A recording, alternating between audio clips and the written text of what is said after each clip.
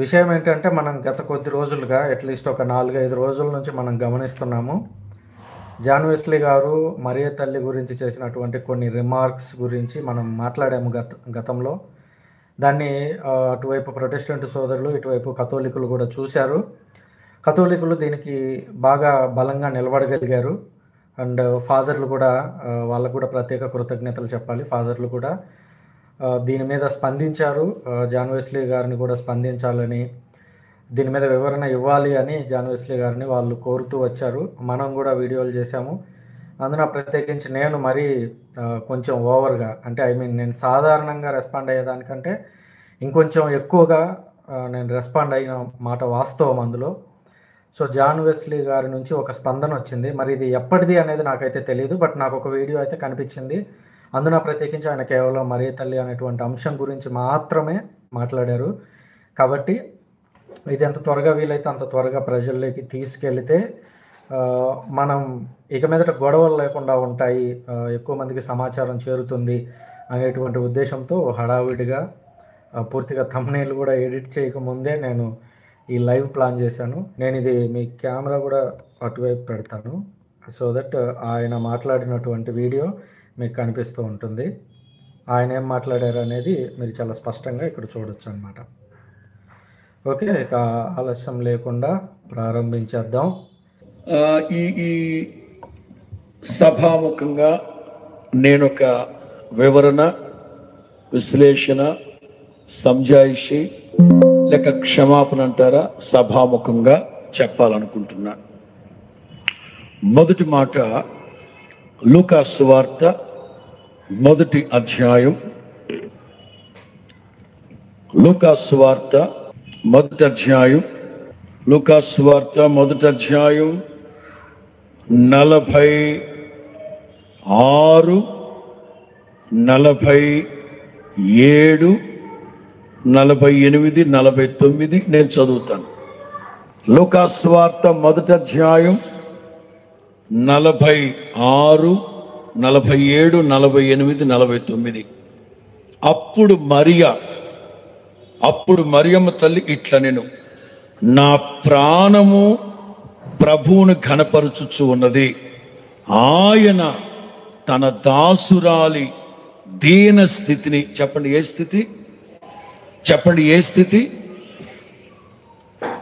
నా ప్రాణము ప్రభువును ఘనపరచుచు ఉన్నది, ఆయన తన దాసురాలి దీన స్థితిని కటాక్షించను, నా ఆత్మ నా రక్షకుడైన దేవుని యందు సర్వశక్తుడు నాకు గొప్ప కార్యములు చేసిన గనక ఇది మొదలుకొని చెప్పండి, ఇది మొదలుకొని అన్ని తరముల వారు నన్ను ధన్యురాలు ధన్యురాలు ధన్యురాలు అందురుగాక.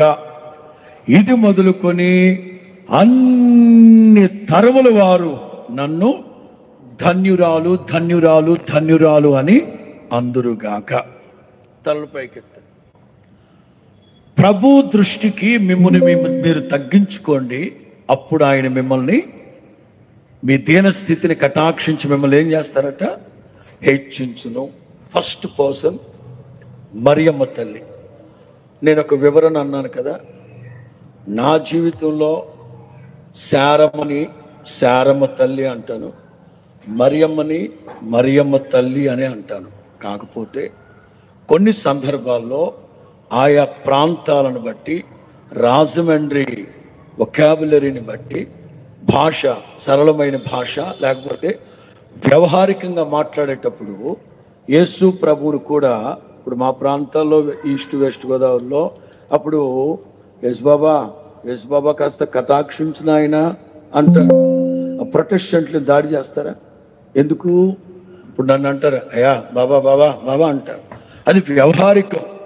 మరియమ్మ తల్లిని ఎప్పుడు నేను మరియమ్మ తల్లి అనే సంబోధిస్తా. కాకపోతే వ్యవహారికంగా చెప్పేటప్పుడు నా ముందు కూర్చున్న ప్రజల యొక్క వ్యవహార శైలి, భాషను బట్టి మరియమ్మ తల్లిని గురించి చెప్తూనే నేను ఒక మాట మాట్లాడాను. దేవదూత వచ్చి చెప్పారు, దయాప్రాప్తురాల నీవు కృప పొందుకొని ఉన్నావు, నీవు గర్భవతి అయి కుమారుణ్ణి కంటావు. వెంటనే మరియమ్మ తల్లి, ఇది ఎలా సాధ్యం? నేను కేవలం ప్రధానం చేయబడిన దానను కదా అని అంటారు. నేను అంటాను, ఇంత క్రితమే జకరియా కూడా ఇది ఎలా సాధ్యం అని అన్నాడు, మోగోడైపోయాడు, నోరు పోగొట్టుకున్నారు.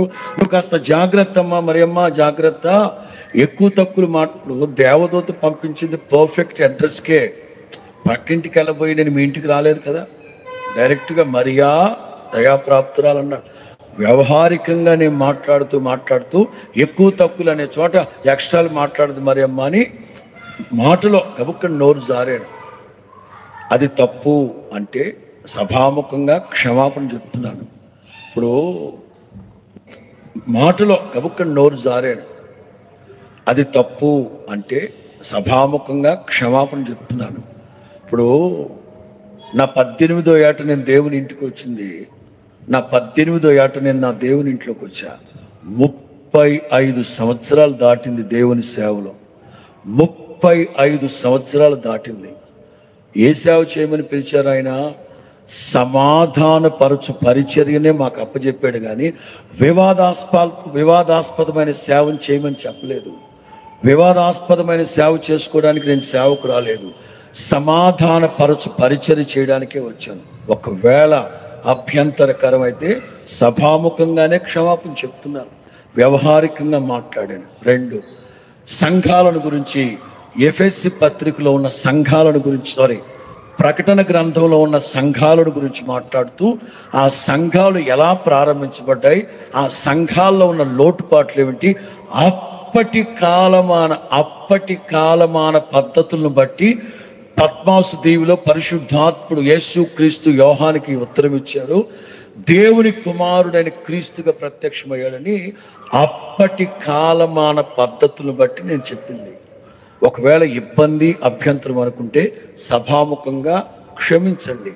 సమాధానపరచు పరిచర్య చేయడానికి వచ్చిన ఇబ్బంది అభ్యంతరం అనుకుంటే సభాముఖంగా క్షమించండి.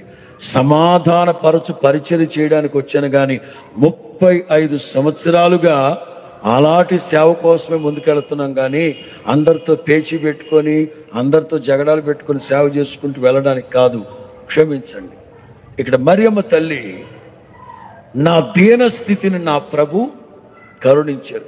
ఇది మొదలుకొని తరతరములు నన్ను ఏమంటారు అందరూ? ధన్యురాలు, ధన్యురాలు, ధన్యురాలు. Yes,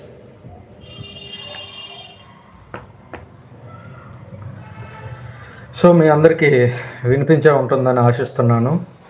so pastor John Wesley గారు అది తను లోకల్గా ఏదో ఒక చోట చెబుతూ ఉండగా ఆ లోకల్లో ఉన్నటువంటి వ్యావహారిక భాషను వాడాను, అక్కడ లోకల్ లాంగ్వేజ్, ఆ భాషను మాండలికాన్ని వాడాను అన్నట్లుగా ఆయన వివరణ ఇచ్చారు. సరే, ఓకే, ఆయన సభాముఖంగా క్షమించండి అని చేతులు కూడా చాచి అడిగారు ఆయన. సో ఆయన పెద్ద ఆయన, అంత పెద్ద ఆయన తనను తాను తగ్గించుకొని ఈ విధంగా అడగడం నిజంగా ఆయన గౌరవాన్ని నిజంగా నూరంతలు పెంచింది అని అయితే నేను ఖచ్చితంగా చెప్పగలను.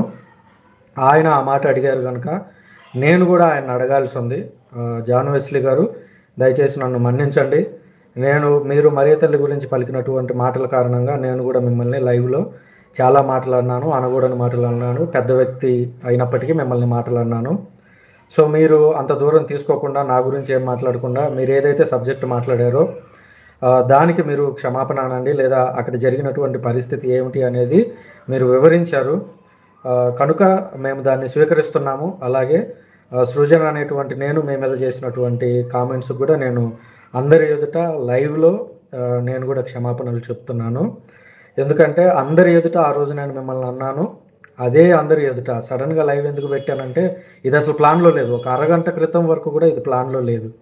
జస్ట్ నాకు ఒక వీడియో వచ్చింది, ఎవరు ఫార్వర్డ్ చేశారో ఒక వీడియో రాగానే ఓకే ఆయన మాట్లాడినప్పుడు ఆ రోజు నువ్వు వీడియో దొరికినప్పుడు నేను సడన్గా అందరి ముందుకు వచ్చేసి ఆయన అలా అన్నారు ఇలా అన్నారు అని అంత సడన్గా లైవ్ చేసి పెట్టి 4 గంటలు మాట్లాడినప్పుడు ఆయన సమాధానం ఇచ్చిన తర్వాత నేను అదే స్థాయిలో కోపు తీసుకొని, అంటే అదే స్థాయిలో వెంటనే గబగబా నేను అంతా మొత్తం రెడీ చేసి సడన్గా లైవ్కి వచ్చాను. ఈ విషయం చాలామందికి తెలియదు కూడా, అసలు ఈ లైవ్కి వస్తున్నాను అనే విషయం కూడా నాకు కూడా అరగంట క్రితం తెలియదు.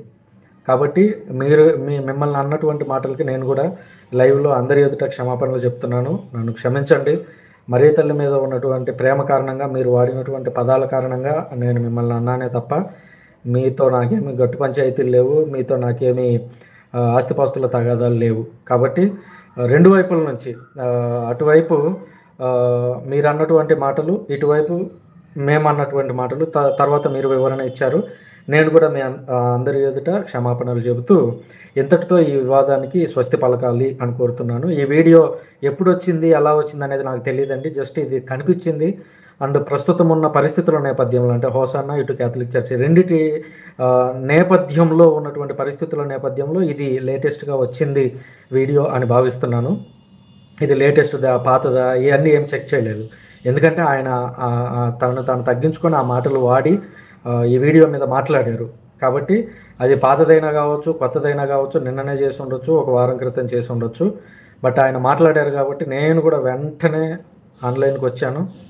అందరి ఎదుట నేను మాట్లాడినటువంటి మాటలను వెనక్కి తీసుకుంటున్నాను. క్షమించమని ఒక పెద్ద వ్యక్తిగా, ఒక తండ్రి స్థాయిలో ఉన్నటువంటి వ్యక్తిగా క్షమించండి అని మిమ్మల్ని బహిరంగంగా ఈ లైవ్ ద్వారా కోరుతూ ఉన్నాను.